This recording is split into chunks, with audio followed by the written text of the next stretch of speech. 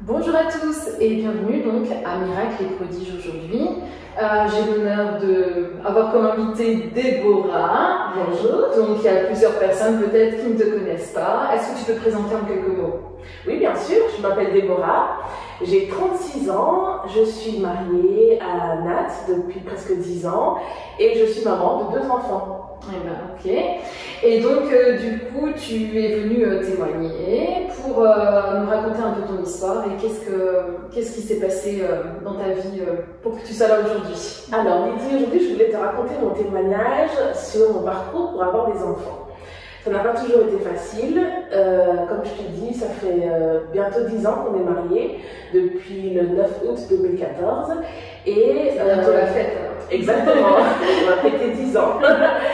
Et donc, il faut savoir que notre premier enfant a 4 ans. Donc, on l'a attendu pendant presque 4-5 ans avant qu'il n'arrive. Et c'est vraiment un témoignage pour moi. Ça a été un parcours qui était pas facile tous les jours, mais finalement on a vu la main du Seigneur et le Seigneur nous a permis d'être parents aujourd'hui de 2 enfants, bientôt 3. Et donc du coup, votre premier enfant, vous avez attendu 4-5 ans, pas parce que vous l'avez voulu, mais parce que vous n'y arriviez pas à avoir enfant. Exactement. Alors, pour t'expliquer un petit peu, depuis le début de notre mariage, on s'était dit, on ne veut pas avoir d'enfant tout de suite.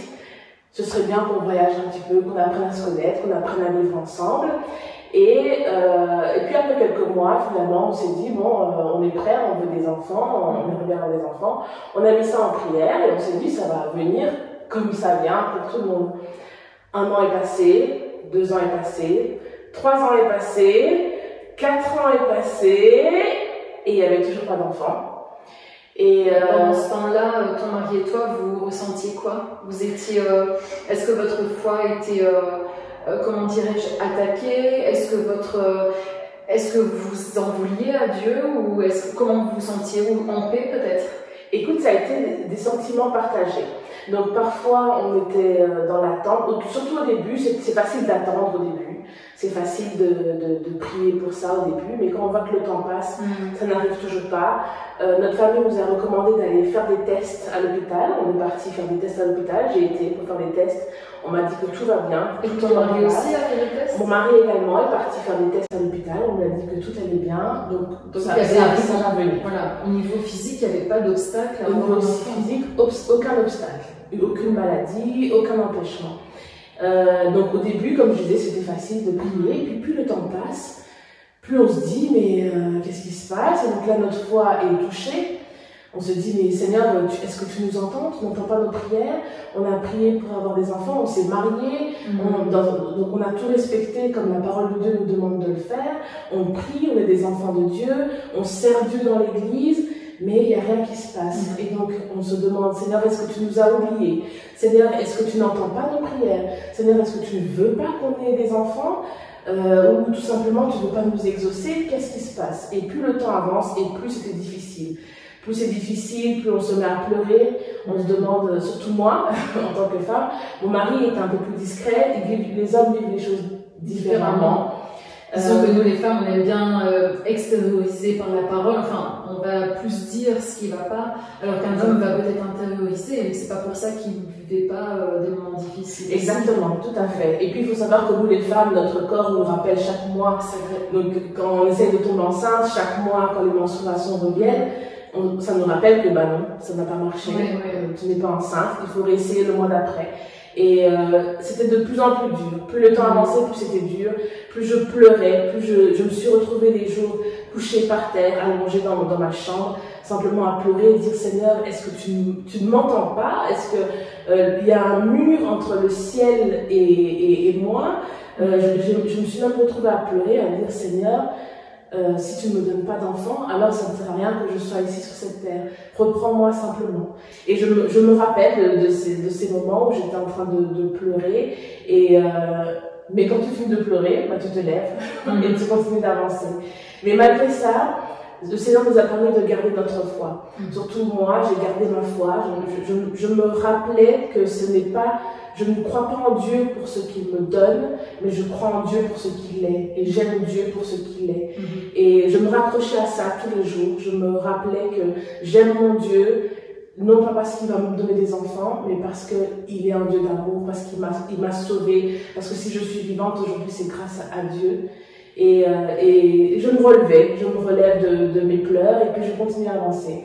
Quand je sortais à l'extérieur, personne ne pouvait deviner. J'étais tout le temps avec un sourire.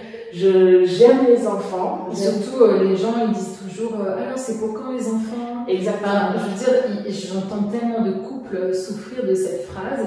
Oui. Ça, tu as eu aussi Énormément. Surtout, il faut savoir que je viens d'une culture africaine. Les enfants, ça fait partie de la vie, c'est la famille. Voilà, exactement. Et donc, quand les enfants ne viennent pas, on te demande, mais alors, c'est pour quand? Oh, mais ça fait déjà 2 ans que vous êtes mariés, toujours pas d'enfants. Mais alors, on attend. Et donc, au début, c'est facile de répondre, de dire oui, ça va venir, ça va venir.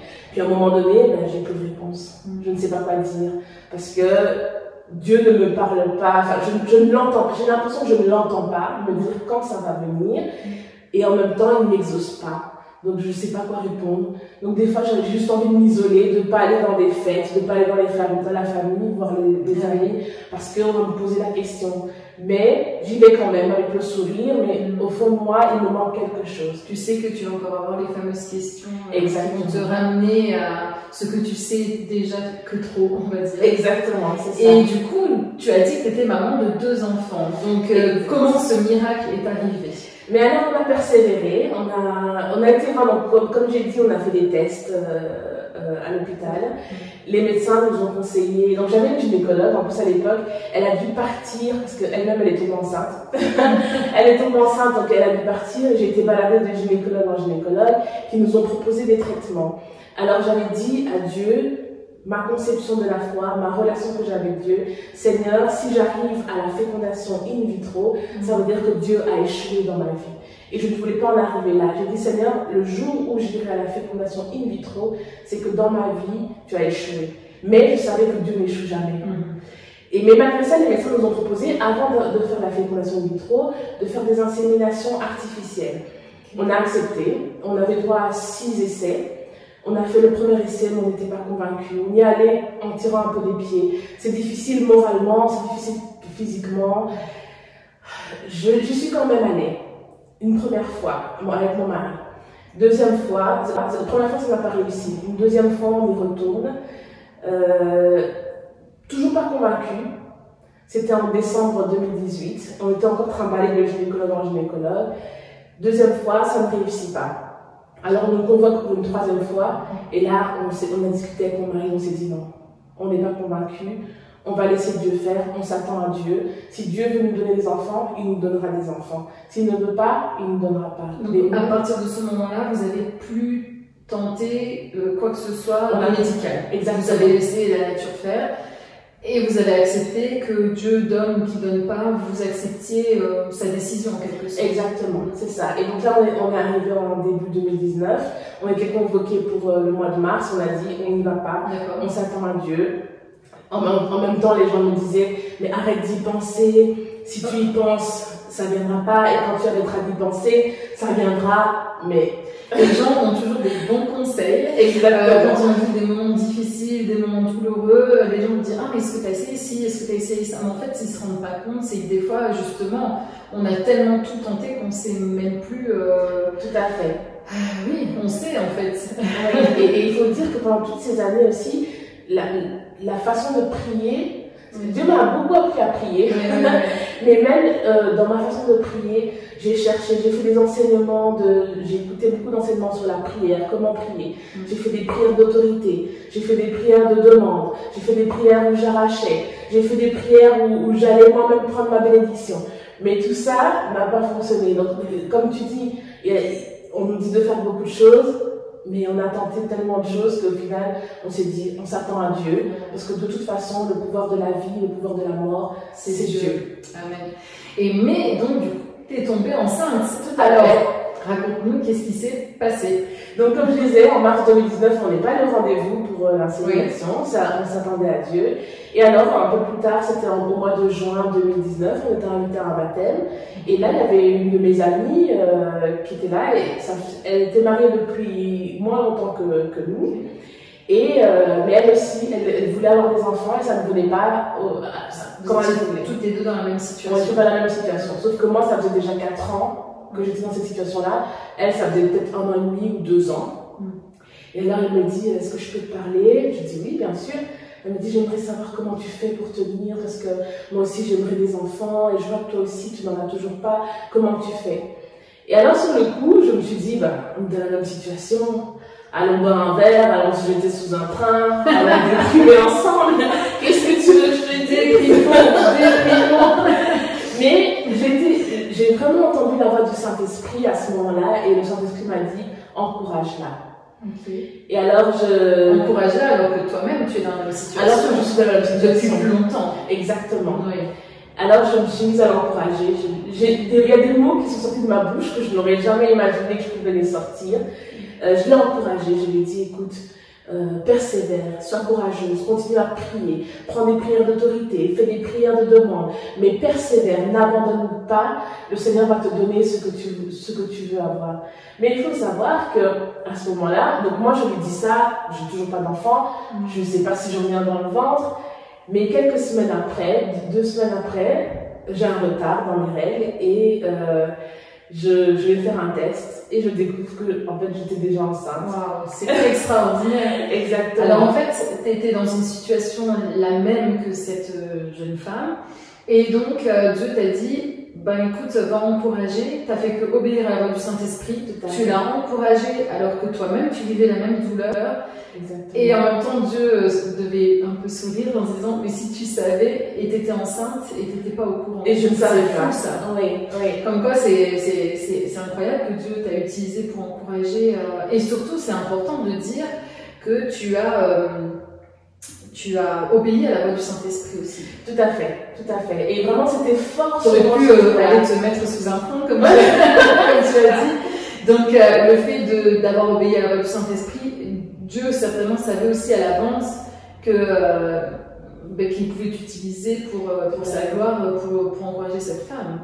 Je me suis laissée utiliser et je me rappelle, pendant toutes ces années où j'attendais, il y a des fois j'avais plus envie de rien faire, de plus envie de servir. Je me disais, j'attends simplement mon miracle. Mais comme j'ai dit, je n'aimais pas Dieu pour ce qu'il me donnait, mais j'aimais Dieu pour ce qu'il était. Et pendant toutes ces années, même si je rentrais chez moi, je pleurais, ben je me relevais et je continuais à servir Dieu. J'allais à l'église, je chantais dans la louange, je servais Dieu à l'église, dans tout ce que je pouvais faire. En plus, on était dans une petite communauté où il y avait beaucoup de besoins et je donnais tout ce que je pouvais de mon temps, de ma force pour servir Dieu. Je n'ai jamais abandonné et c'est comme ça, je pense qu'il a su qu'il pouvait m'utiliser ce jour-là pour parler à mon ami et l'encourager, et je l'ai fait sans savoir que j'avais déjà ma bénédiction qui était là. Donc ça, c'était le premier miracle. Voilà. Et ensuite, vu que tu as dit que tu étais mère de 2 enfants, et le deuxième, est-ce que vous avez aussi galéré? Comment ça s'est passé? Ben écoute, on s'était dit pour le premier, comme il nous a fallu 5 ans de prière, donc le premier est né, et 9 mois après, donc on est arrivé en janvier 2021. On fait toujours un jeûne de prière avec mon mari au mois de janvier. Et avant de commencer le jeûne, on note tous nos sujets de prière, comme ça on pourra cocher ceux qui sont exaucés.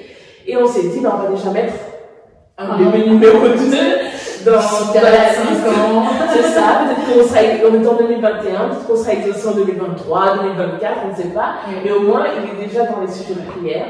Et donc, on a écrit ça début janvier 2021. Et fin janvier, ben, j'apprends que je suis enceinte. C'était très rapide, c'était vraiment, moi je vois vraiment ça comme un clin d'œil de Dieu, un cadeau. Il me dit non, écoute, tu n'as pas besoin de t'acharner dans la prière, j'ai déjà entendu, j'ai déjà exaucé. Et comme la parole de Dieu le dit, toutes les années que les sauterelles ont dévoré, je te les rendrai. Il me les a vraiment rendues, toutes ces années de prière. Mes enfants ont 19 mois d'écart. Et aujourd'hui, mais oui, voilà. Et peut-être vous ne voyez pas tous les téléspectateurs là que Déborah, elle l'a dit au début, si vous avez bien suivi, qu'elle est enceinte du 3e. Ça se voit, moi je le vois bien.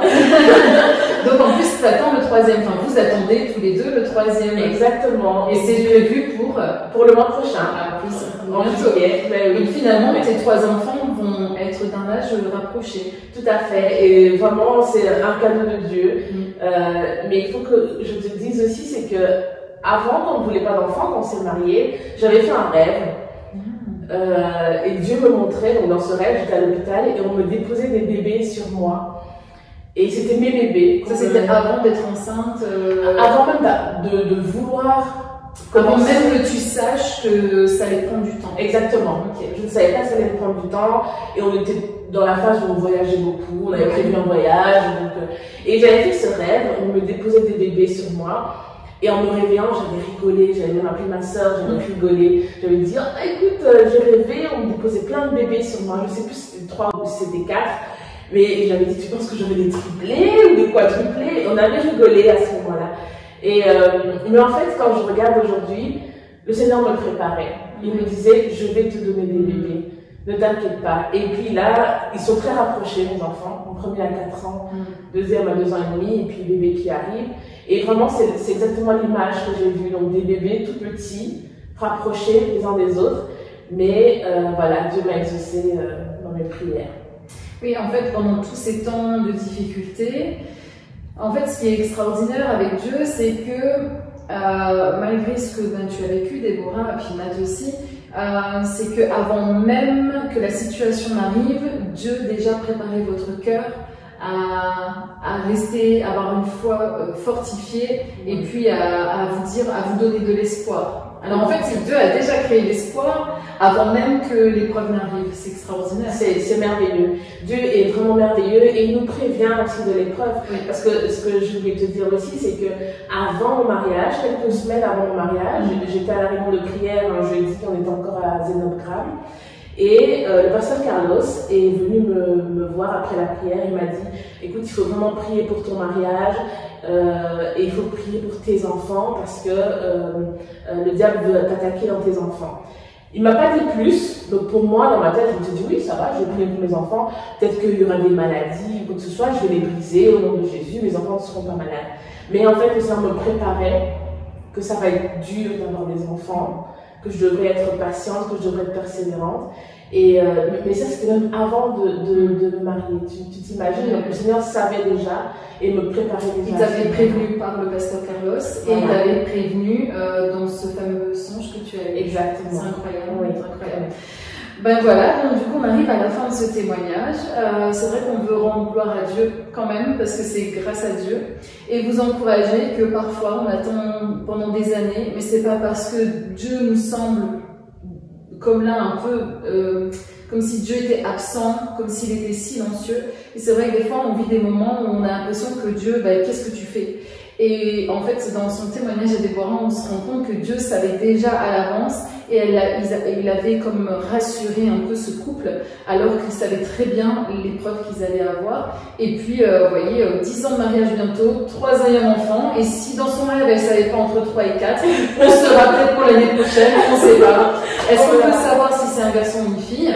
Alors, c'est une petite fille. Je suis déjà maman de 2 petits garçons et là, c'est une petite fille qui arrive. Bah, gloire à Dieu, en plus il t'a tout donné, garçon, fille, merveilleux. Voilà, super. Et ben voilà, il ne nous reste plus qu'à vous dire au revoir et puis on vous reverra bientôt pour un autre témoignage à Parole d'Espoir. On vous dit à bientôt, au revoir. Au revoir.